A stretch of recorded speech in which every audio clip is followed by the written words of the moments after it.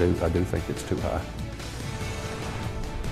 An area school district is pledging to reevaluate its employee alcohol policy after our community watchdog started asking questions. Policies at 2 area school districts allow teachers to teach your children with alcohol in their systems.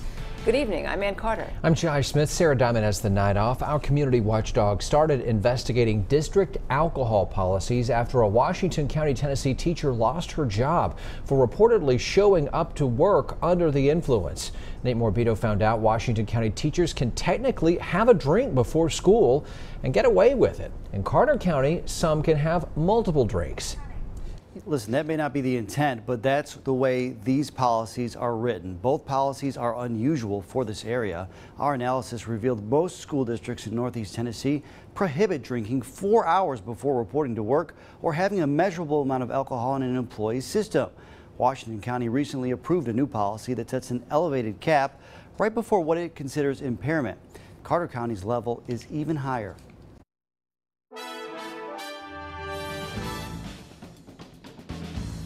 And out, and in, and that's how you go really high. This is no walk in the park for Taryn Hudson. I'm the full-time auntie and nanny to them and 2 other kids. She says watching her niece and nephew is her full-time job. You went high, Gideon. And she says she takes every moment seriously.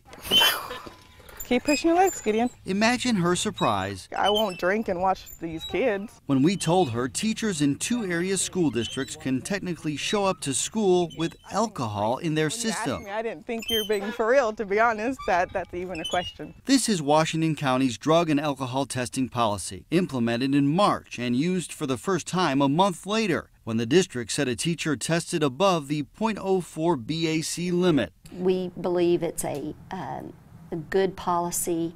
We believe it protects our students. Director of Schools Kimber Halliburton says the district reviewed all policies when she took over last year and crafted this one after much research, similarly to Metro Nashville's policy, the school district she came from. What we discovered in the research was that .04 is where a person begins, where most individuals begin to become impaired. She believes any districts that don't have a clear cutoff are taking a big risk. We did not want our principals to have to use subjectivity in these matters. Especially since she says medication containing alcohol can impact a person's BAC. We just wanted to accommodate employees who would have a reasonable explanation. Over in Carter County, the limit is twice as high, according to this comprehensive drug-free workplace policy approved in 2013. An employee tests positive when his or her BAC is .08 or higher,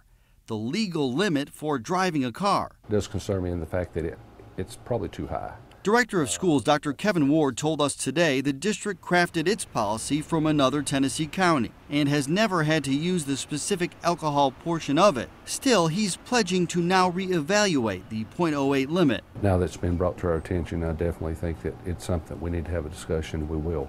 Back in Washington County, can you see where some parents may think, why in the world would that be the policy? I do not see it that way.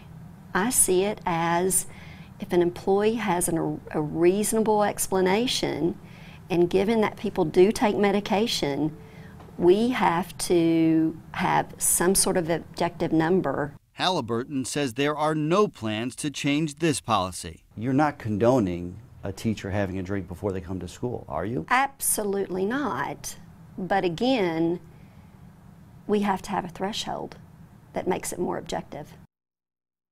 That was Nate Morbido reporting. Washington County, Tennessee schools say before its new rule, the district did not have a drug or alcohol policy, leaving basically room for interpretation. We found a handful of districts with policies that were not nearly as clear-cut.